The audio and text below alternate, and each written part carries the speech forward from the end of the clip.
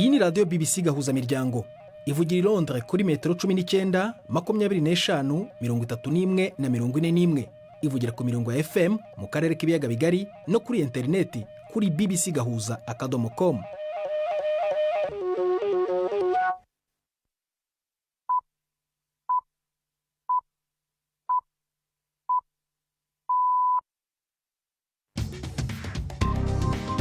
Ubu ni saa 10 n'igice ku isaha mpuzamahanga ya GMT, ni saa 12 n'igice ku masaha yo mu Rwanda no mu Burundi. Muri studio muri kumwe na Prudence Ngiyumva. Wiriweho uteze amatwi BBC Gahuzamiryango aho uri hose ku isi, kaze kuri radio, kuri Facebook live mu buryo bw'amashusho kuri bbcgahuza.com no ku mirongo migufi ya shortwave. Dore ingingo z'ingenzi makuru turambora mu kanya kuri uyu wa mbere tariki 27 z'ukwa kabiri.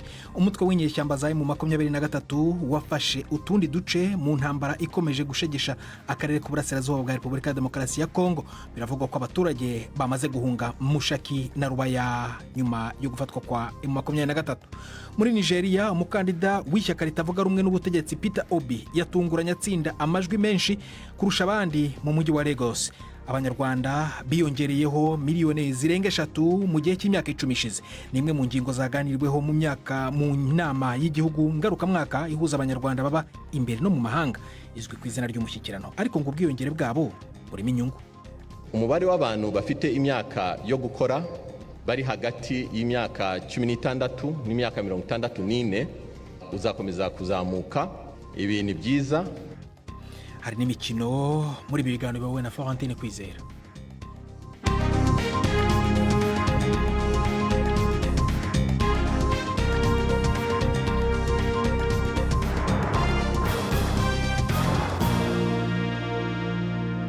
Ibi byose n'ibindi bikubiye muri aya makuru ni mukanya nyuma yo Robert Patrick Misigaro abanza kubagezaho incamake y'andi makuru y'ingenzi avugwa ku isi.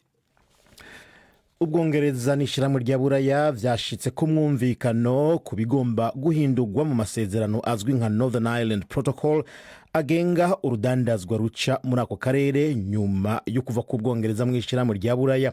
Umushikiranganje wa mbere w'Ubwongereza Rishi Sunak yatangaje ico yise intumbero nshasha yo gukoreramwo ya Windsor nyuma y'ibiganiro n'umukuru w'urwego nyobozi rw'ishyirahamwe rya Buraya Ursula von der Leyen vyabereye hafi y'umujyi wa London. Bwana Sunak yavuze ko uwo mwumvikano urimwo gukurako impapuro zasabwa ku rubibe hagati y'Ubwongereza n'izinga rya Ireland y'uburaruko, cyo kimwe no kumvikana ku kurengana kw'imiti. Yavuze yuko ayo masezerano akurako ico cyose gisa n'urubibe ku kiyaga ca Irish Sea. Mu gihe hamaze gutangazwa ica gatatu c'ivyavuye mu matora mukuru w'igihugu mu mareta 36 agize igihugu ca Nigeria, umukandida yaserukiye umugambwe uri ku butegetsi Bola Tinubu niwe ari imbere. Umwe mu batavuga rumwe na leta Peter Obi niwe yaronse amajwi menshi mu gisagara kinini cy'ubudandaji ca Lagos, aho Bwana Tinubu yigeze kuba buramatari. Bwana Obi azi nyuma y'ubukomeye mu batavuga rumwe na leta ariwe Atiku Abubakar, mu gihe yatsinze bimwe biboneka muri leta avukamwo ya Adamawa. Amajwi yavuye mu biro vy'amatora birenga hafi ibihumbi 180 ariko araharugwa n'iminwe abagaca bayaha ibiro vy'igihugu bijejwe amatora. Aya matora niyo ya mbere abaye mu higanwa rikomeye kuva aho havuriye ko ubutegetsi bwa gisirikare muri Nigeria haraciye imyaka 24. Umunyamabanga mukuru w'ishyirahamwe mpuzamakungu ONU avuga yuko igitero cy'Uburusiya kuri Ukraine cyateje ihonyangwa rikomeye ry'agateka kazina muntu. Antonio Guterres ivyo yabivuze atanguza inama ya ONU ku vy'agateka kazina muntu i Geneve, aho yagabishije yuko umushinge w'ibigize agateka kazina muntu wagabwe ko igitero. Ni inkuru ya Imogen Folks ari Geneve, mushikirizwa na Nina Iradukunda, mugenzi wacu mushasha ariko arimenyereza. Ubushotoranye bw'Uburusiya muri Ukraine nibwo bugarukwa ko cyane mu biganiro by'iyi nama. Haravugwa kandi n'ibibazo biri mu gihugu ca Ethiopia, gukurwa ko kw'agateka k'abakenyezi muri Iran, hamwe n'izindi ngorane zikomeye zivugwa ku isi muri no misi. Antonio Guterres n'ushinzwe agateka kazina muntu muri ONU Volker Turk bashikirije amakenga yabo mu kugabisha ko agateka kazina muntu katubahirizwa neza henshi ku isi. Amareta menshi y'ibihugu aragahonyanga. kuva mu myaka 75 iheze hashizwe umukono ku masezerano yo kubahiriza agateka kazina muntu, ONU yarashizeho uburyo buhambaye kandi bwubashwe bwo gutohoza kwihonyangwa ryako. Naho Urusiya bwanka kuza mu biganiro bw'iryo honyangwa ry'agateka kazina muntu bwateje, Bwana Guterres yita ivyaha vy'indengakamere bitigeze bibaho ku isi gushika ubu. Indorerezi z'agateka kazina muntu za ONU ziri muri Ukraine zizotanga ivyemezo simusiga mu kanama k'agateka kazina muntu mu misi iza. Aya n'amakuru ya BBC. Ishiramwe mpuzamakungu ONU ryateye akamo risaba amaherangana imiliyaridi 4 n'imiliyoni 300 z'amadolari ya Amerika yo gufasha Yemen uno mwaka mu kuronsa imfashanyo abantu amamiliyoni bayikeneye vyihutirwa. Amerika yavuze yuko izoterera imiliyoni 444 muri ico kigega. ONU ivuga yuko 2/3 by'abanyagihugu ba Yemen bakeneye imfashanyo mu gico gihugu ubu cinjiye mu mwaka ugira 8 kiri mu ntambara yo hagati mu gihugu. Abatavuga rumwe na leta ya Belarus bari hanze y'igihugu bavuze yuko ngo bononye indege ya gisirikare y'Uburusiya mu gitero cyo gutoba cyabereye hagati muri Belarus. Bavuze ko ico gitero cagabwe nabo bise abishize hamwe mu kugwanya leta. Ni inkuru ya Charles Haviland mushikirizwa na Fenenga Kwaya. Biravugwa ko indege zitagira umudereva zaturikije ibintu inshuro 2 cyangwa 3 mu kigo cy'abasirikare barwanira mu kirere cya Machurishichi kiri hafi y'Minsk, maze cyonona indege y'Uburusiya ya A50 ikora ubugenzuzi hamwe na radari, bituma iyo radari idakora. Baypol, umurwi w'abahoze bubahiriza amategeko ubu bigometse kuri leta yishyizeho ya Alexander Lukashenko, uvuga yuko ariwo wagabye icyo gitero kandi ko ubu bafite umudendezo wo gukora ibikorwa byabo bari hanze y'igihugu. Ntabwo birashobora kwemezwa ko abatavuga rumwe n'ubutegetsi muri Belarus aribo babikoze, ariko iki gitero cyanavuzwe n'abanyamakuru muri Belarus. Abanyabelarusi benshi ntibashyigikiye ko leta yabo ifasha Uburusiya mu kuvogera Ukraine. Senare mu Buhinde yategetse ko icegera cy'umushikiranganje w'intara ajejwe umuji wa Delhi Manish Sisodia aguma mwibohero kugira hatwe ibibazo gushika ku tariki 4 zo kwa gatatu. Bwana Sisodia asanzwe ari mu bakomeye batavuga rumwe na leta, yafashwe kwa Mungu yagirizwe igiturire mu bijanye n'urudandazwa rutemewe rw'inzoga. Umugambwe wiwe AAP wagirije uri ku butegetsi BJP ko buri kurakora amanyanga ya politike. We n'umugambwe wiwe bahakana icyaha icyo cyose. Podo urakoze Robert Patrick Misigaro kuri iyo ncamake y'amakuru ya BBC.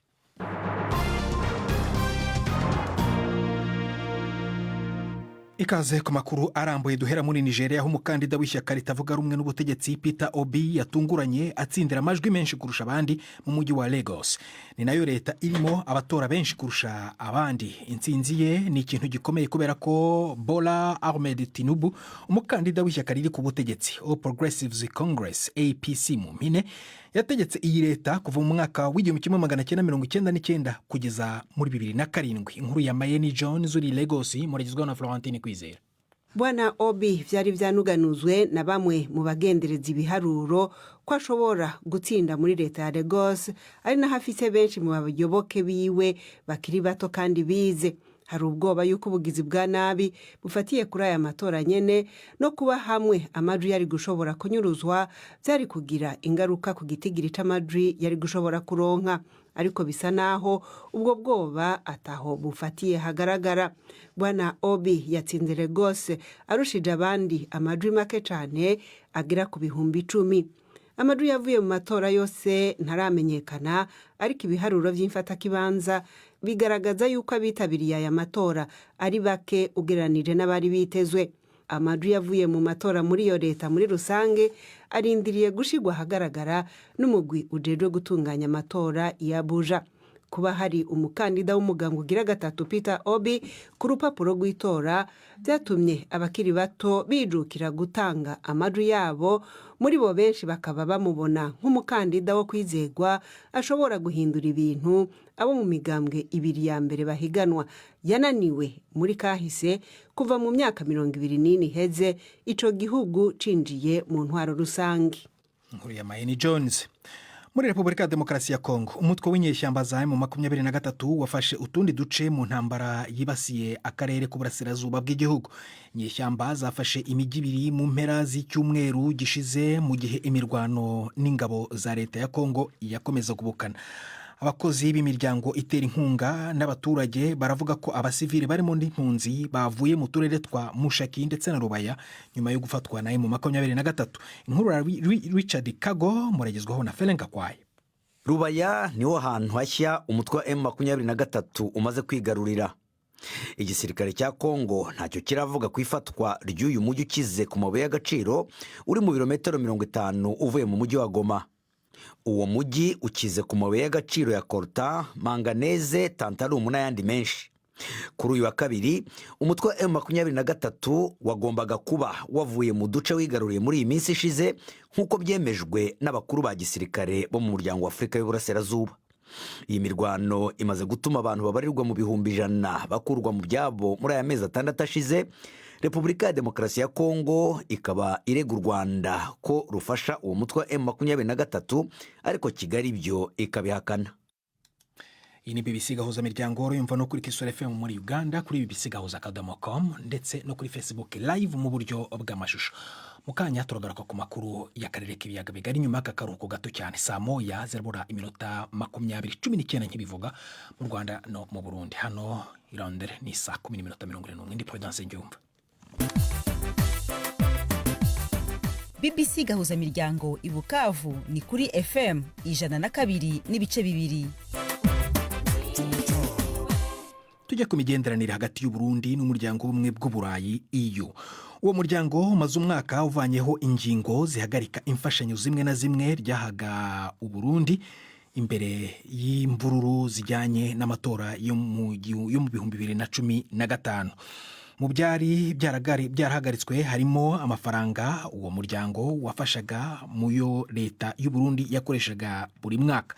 Yari amafaranga arenga ibice 40% yagombaga guteganywa, ariko n'ubu nyuma y'umwaka izo ngingo zivanyweho umuryango w'ubumwe bw'Uburayi nturaha leta y'u Burundi ayo mafaranga. Claude Boshu niwe userukira umuryango w'ubumwe bw'Uburayi mu Burundi EU. Mugenzi wacu Premier ku magenge arutse ibujumbura yavuganye nawe amubaza uko ibintu bimeze. L'aide budgétaire, puisque c'est ça dont vous me parlez, a été suspendue. Ifashanyo muvuga y'amafaranga leta ikoresha yahagaritswe mu 2014 imbere yuko haba intureka zo mu 2015 na 16 zahekuye u Burundi. Hari kumvo zijanye n'ingene ayo mafaranga akoreshwa, hanyuma iyo ngingo iza gushimangirwa n'ingwane zo mu 2015. Ubureshi hamwe rya Buraya ryaremeye ko iyo mfashanyo isubira. Icyo turiko turakora no gushiraho no gusuzuma ibikenewe kugira iyo mfashanyo y'amafaranga leta ikoresha isubire gutangwa. Nta kubesha ni gikorwa gifata umwanya. Gikenera ko abategetsi bajejwe ikigega babanza gushiraho impinduka zitari nke. Aha nkanezerwa cyane nuko umushikiranganje mushasha w'ikigega ca leta ico kibazo yagifashe mu minwe. Ariko aha kandi no kongera koko ishyirahamwe rya Buraya tigeze riva mu Burundi, gusa ryahinduye inzira z'ingene ryatanga imfashanyo yaryo rikayicisha ku mashirahamwe y'iterambere y'ibihugu vy'iryo shirahamwe, ariko kandi no mu mashirahamwe ategamiye leta yaba yo mu Burundi canke mpuzamakungu, hamwe rero n'amashami ya ONU. Ariko murazi ko imfashanyo y'amafaranga leta ikoresha yari nkenerwa cyane ku gihugu nk'u Burundi. Ariko igihambaye cyane nukuraba amafaranga twagumye dusohora muri rusange nta nemwe yigeze agabanuka cyane. Yagumye ari hagati y'imiliyoni 200 n'amajana 3 y'imigambi itandukanye ku kiringo c'imyaka 5. Kuva muvaneho ingingo mwari mwafatiye leta y'u Burundi, hari amashirahamwe aharanira agateka kazina muntu yavuze ko mwihuse kuko ibijanye n'agateka kazina muntu byari byatumye muzifata ngo n'ubu bitaratembere cyane mu Burundi. Mubivuga kwiki? Je dis que la situation des droits de l'homme n'est certainement pas. Ibijanye n'agateka kazina muntu mu Burundi ntawo uvuga ko bitagira akanenge. hari byinshi bigikeneye gutezwa imbere, ariko igihambaye nuko abategetsi batakibihakana kandi biyemeje gukora ngo ibintu bihinduke. Hari biriko biratera imbere rero. Imigenderanire yateye imbere hagati y'u Burundi n'ibihugu bibanyi ariko n'amakungu muri rusange. Naho rero hafashwe ingendo yo gukuraho ingingo zimwe zimwe kugira leta y'u Burundi iterwe intege mu gukora impinduka. Aho rero harimwo ishirahamwe rya Buraya, Amerika, Ubusuwise, Ubwongereza. Uburundi bwaravanywe ku rutonde rw'inama ya ONU ijejwe umutekano. Ibihano by'ishirahamwe ry'ibihugu bikoresha igifaransa byarakuweho. Urumva si twebwe gusa twabonye ibintu gutyo. Donc je pense qu'on n'a pas été les seuls à faire cette analyse-là. Ujejwe gateka kazina muntu mu ishirahamwe rya Buraya yaherutse kugendera Burundi, ariko intumwa ya ONU yo kugira tanga ivyegeranyo vy'ingene gateka kazina muntu kifashe mu Burundi gushika ubu ntaremererwa gushika mu gihugu nyuma y'umwaka agenywe. Ico si kimenyetso kibi ku migenderanire y'u Burundi n'amakungu ku bijanye n'agateka kazina muntu. L'envoyé spécial, le représentant spécial de l'Union européenne. Uwo ajewe ateka kazina muntu mw'ishirahamwe rya Buraya yarasabye ashimitse ko abategetsi bo kwiga ingene iyo ntumwa ya ONU yogendera Burundi, ivyo ari byo byose ko hotangura ukuvugana hagati ya leta y'u Burundi n'urwego rwa ONU rujejwe agateka kazina muntu. we yari uhagarariye umuryango w'ibihugu by'ubumwe bw'uburayi EU mu Burundi, Claude Bosho, wavuganaga na mugenzi wanjye Prime Ndikumagenje. Mu Rwanda hatangiye inama y'igihugu y'umushyikirano ihuza abanyarwanda b'ingeri zitandukanye barimo ababa mu Rwanda ndetse no mu mahanga. Iyi nama ngarukamwaka ibaye ku nshuro ya 18 yayobowe na Perezida Paul Kagame. Muri iyi nama hashimwe intambwe igihugu kimaze gutera, ariko hanatungwa agatoki byinshi mu bibazo bihari mu nzego zitandukanye zirimo nk'uburezi, ubucuruzi ndetse n'ikoranabuhanga. Navuganye na mugenzi wacu Jean Claude Mwambutse, umunyamakuru ukorera i Kigali mu Rwanda, mubaza bimwe mu byavuzwe muri iyi nama. Inama y'umushyikirano yavuze ku bibazo byinshi, ariko ikibazo umuntu yavuga ko gikomeye ni ikibazo cy'imibare yatangajwe. Imibare yavuye mu ibarura ry'abaturage riheruka. Imibare yagaragaje ko umubare w'abanyarwanda ubu ngubu ari 13,000 n'ibihumbi bikabakaba 300. Ni ukuvuga ko abanyarwanda biyongeyeho hafi 3,000,000 mu myaka 10 iheruka. Iyi mibare ivuga ko 51 ari abagore, ndavuga 51%, naho 48 n'igice bakaba abagabo. None Mwambutsa, ko ubwiyongere bw'abaturage ku butaka buto nk'ubw'u Rwanda bishobora gufatwa nk'ikibazo, ndibuka ko mu bihe byashize ndetse leta yigeze no gushaka gushyiraho gahunda yo kubyara abana 3 kuri buri muryango, ariko ntiyaza gushyirwa mu bikorwa. Basobanuriye ingaruka cyangwa se ubwiza, inyungu ziri kuri ubwo bwiyongere bw'abaturage? Nibyo koko Perezida n'uyu muyobozi w'ikigo gishinzwe ibarurisha mibare Yusufu Murangwa yavuze ko ku mubare uri kwiyongera cyane kandi bikwiye ko wagenzurwa, ariko anavuga ko uko bihagaze nabwo bidateye ubwoba cyane, kuko abantu benshi biyongereye ari abari mu gihe cyo gukora ku buryo bitatera impungenge igihugu. Reka twumve Yusufu Murangwa uko yabivuze. Umubare w'abantu bafite imyaka yo gukora bari hagati y'imyaka 16 n'imyaka 64 uzakomeza kuzamuka.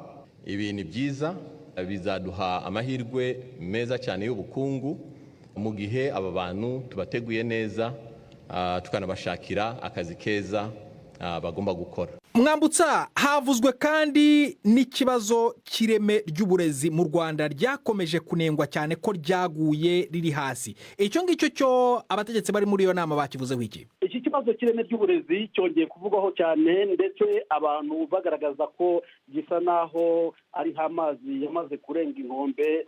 Nguhaye nk'urugero, hari umutegetsi umwe wo mu rwego rw'ishoramari wavuze ko umuntu arangiza kaminuza ariko yajya gusaba akazi ntabashe no kwandika ibaruwa igasaba.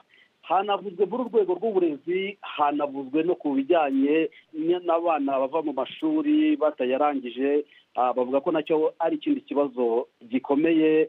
Ku bijyanye n'ikibazo cya interinete, u Rwanda hanze y'igihugu rufatwa na bamwe nk'igihugu kirimo iterambere, ikoranabuhanga, kandi hakaba hari ndetse n'umuvuduko uri hejuru wa interineti. Ariko abari mu Rwanda cyane cyane bari muri iyo nama babitangaje ku buryo butandukanye n'ubwo. Nibyo perezida, abantu barimo nk'abashoramari ndetse n'ibindi bigo bikoresha interineti nyinshi nk'ibigo by'ubushakashatsi, ibigo by'amabanki, byavuze ko interineti iteye ikibazo gikomeye kubera ko ni nkeya mu gihugu kandi irahenze cyane. Bakavuga bati ntabwo twakwishimira ko dufite interineti kandi iduhenda uku nguku. Hari rero n'indi ngingo yagarutsweho ijyanye n'abacuruzi bagorwa no kunyura mu nzira ndende kugira ngo basabwe ibyangombwa bitandukanye mu kohereza ibicuruzwa byabo mu mahanga. Nibyo perezida, abacuruzi baravuga ko basabwa kunyura mu nzira ndende cyane kugira ngo babone impapuro runaka zibemerera kohereza ibicuruzwa byabo mu mahanga. Naho abacuruzi bagorwa no kubona impapuro, ni ikibazo n'umukuru w'igihugu yavuze, ndetse rimwe na rimwe akabivugamo wumva afite ijwi ririmo ubukana, avuga ko nawe atumva ukuntu abacuruzi b'igihugu gitezeho amikoro bavunwa kandi bishoboka ko ibintu byinshi byakorerwa ahantu hamwe. Uyu ni Perezida Kagame asobanura iki kibazo. Ariko kuki byagomba ko umuntu aza akabareba yarangiza akajya ahandi nka hatatu gukora ibindi bijyanye n'ibyo yaje kubarebera, kandi mwitwa ngo mukwiriye kuba mwuzuza inshingano za one stop center, bikamara imyaka 10 utabibona, haba habaye iki? Hagati aho hari abadashaka ko ibintu birangirira hamwe, bashaka ko birangirira henshi kugira ngo nabo bibagereho. Ni Perezida Paul Kagame usoje inkuru ya Jean Claude Mwambutsa twavuganaga, umunyamakuru wacu uri i Kigali. Reka nkurarikire ikinamico urunana.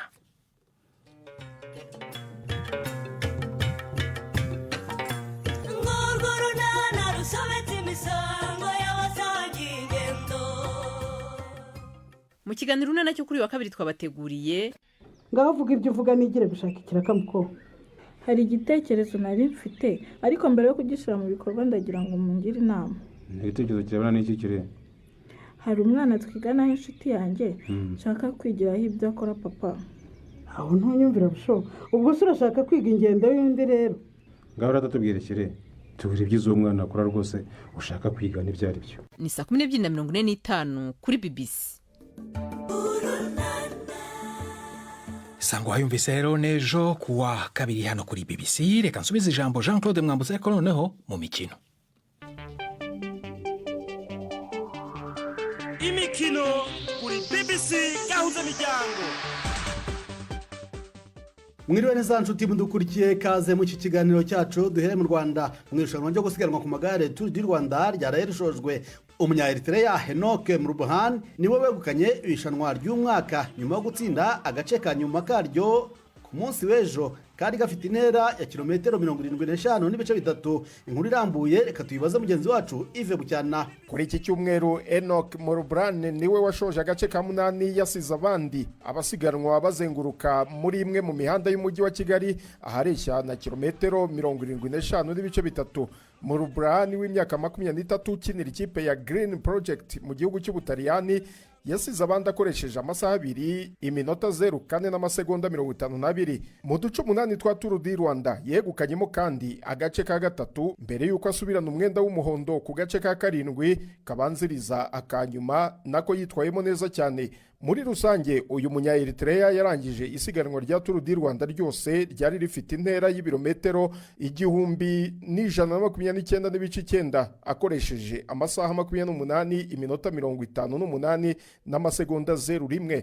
Ni intsinzi yakiriye mu byishimo byinshi cyane.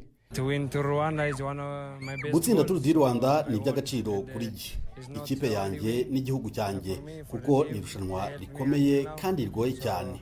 Ntabwo byari byoroshye kuko uduce tubiri dusoza isiganwa twari dukomeye cyane, ariko bagenzi banjye baramfashije cyane gukomeza umutsi. Umunyarwanda waje hafi ni Muhoza Eric ukinira ikipe ya Bike Aid yo mu Budage ku mwanya wa 14. Umutoza w'ikipe y'u Rwanda Sempoma Felix avuga ko ikipe ye yakomwe mu nkokora n'abakinnyi bagize ingorane bakava mu isiganwa.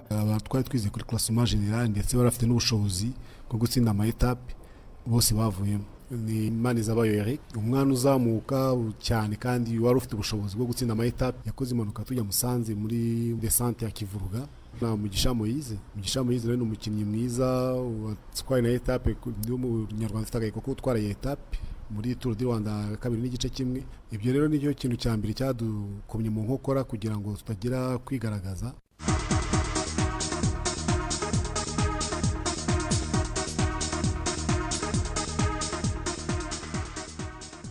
aha mu Rwanda kandi hakomezaga shampiyona y'igihugu yarigeze ku munsi wa 21. APR FC yisubiza umwanya wa mbere nyuma yo gutsinda Etincelle ibitego 3-0 inahita igira amanota 43. Umwanya wa kabiri Rayon Sport yo ifite amanota 42 nyuma yo gutsinda Rutsiro ibitego 2-0. Kiyovu Sport ifite amanota 41 ku mwanya wa gatatu, naho AS Kigali ku wa kane ikaba ifite amanota 38. Amakipe ya Rutsiro, Marine na Espoir ahagaze nabi cyane kuko akurikiranye ku myanya 3 ya nyuma. Ku mugabane w'Uburayi, ikipe ya Manchester United mu Bwongereza yaraye yegukanye igikombe cya mbere nyuma y'imyaka 6 itegereje. Ni igikombe cya Carabao yabonye itsinze Newcastle United ibitego 2-0. Iki kikaba ari nacyo gikombe cya mbere itozwa na Erik ten Hag, bigaragara ko yayivuguruye cyane. Manchester United iracyari no mu bindi bikombe 3, icya FA n'icya shampiyona mu Bwongereza ndetse n'icya Europa ku mugabane w'Uburayi. Tukiri aha mu Bwongereza, ibintu bikomeje kuzamba mu ikipe ya Chelsea yongeye gutakaza amanota itsinzwe na Tottenham ibitego 2-0. Mutoza Graham Potter ushyigikiwe n'ubuyobozi bw'ikipe yagaragaje impungenge z'ahazaza he, avuga ko atazi igihe abayobozi biteguye kuba bakomeza kumwihanganira mu gihe atabona umusaruro. Chelsea ubu ni ya 10 n'amanota 31 mu mikino 5 iheruka ndiratsinda na rimwe. Arsenal niyo ikiyoboye nyuma yo gutsinda Leicester igitego 1-0 nyuma y'imikino 24 ifite amanota 57. Ikurikiwe na Manchester City yo ifite amanota 55 kandi yo ikaba imaze gukina imikino 25. Everton, Bournemouth na Southampton ziri munsi ya wa murongo utukura zitagize icyo zihindura zakwisanga zamanutse mu cyiciro cya kabiri. Mu gihugu cya Espagne ho Barcelona yaraye isitaye itsindwa na Almeria ku buryo butunguranye igitego 1-0. Uku gutsindwa ariko ntacyo kwahinduye ku rutonde rw'agateganyo kuko Barca ikomeje kuruyobora. Nyuma y'umunsi wa 23 ifite amanota 59 irarusha Real Madrid amanota 7. Turabashimye inshuti mwakumwe natwe. Ikiganiro cyacu natugisoreje mu gijoro ryiza. Genda Jean Claude Mwambutsa.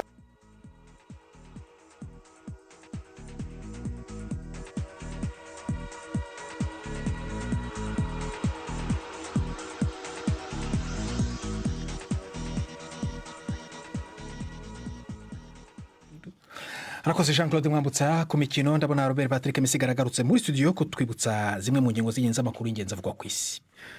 Ubwongereza n'ishyirahamwe rya Buraya byashitse ku mwumvikano ku bigomba guhindurwa mu masezerano azwi nka Northern Ireland Protocol agenga urudandazwa ruca muri ako karere nyuma yo kuva ku Bwongereza mu ishyirahamwe rya Buraya.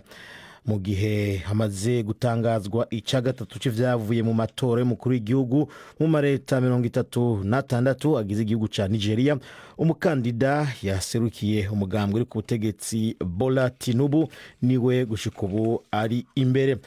Umunyamabanga mukuru w'ishyirahamwe mpuzamakungu ONU avuga yuko igitero cy'Uburusiya kuri Ukraine cyateje ihonyangwa rikomeye ry'agateka kazina muntu. Antonio Guterres ivyo akaba yabivuze atanguza inama ya ONU ku vy'agateka kazina muntu i Geneve, aho yagabishije yuko umushinge w'ibigize ako gateka kazina muntu ngo wagabwe ko igitero. ONU kandi iratabariza igihugu ca Yemen ayisaba ko yoronswa imiliyaridi 4 n'imiliyoni 300 z'amadolari yo guhimfashanyo abanyagihugu bayikeneye cyane. Akoze Robert Patrick Misigaro. Nanjye nabibutsa ko muri Repubulika ya Demokarasi ya Kongo biravugwa ko umutwe w'inyeshyamba za M23 uhanganye na guverinoma ya Kongo wafashe utundi turere turimo ndetse n'utwo abaturage bamaze kuvamo twa utwo ni tumwe mu turere twa Rubaya ndetse na Mushaki. Hanyuma muri Nigeria umukandida w'ishyaka ritavuga rumwe n'ubutegetsi Peter Obi yatunguranye atsinda amajwi menshi kurusha abandi muri leta ya Lagos. Naha dusoreje ibiganiro byacu kuri uyu munsi. Utabashije kubikurikira wajya kuri BBC Gahuza.com cyangwa se kuri Facebook ukajya mu ishakiro ukandikamo BBC Gahuza. Twafashijwe na Masudi Ibrahim Mohar kubanga bw'ibyo magindi Prudence y'ubwo wakoze gute mu BBC Gahuzamiryango ruraryana.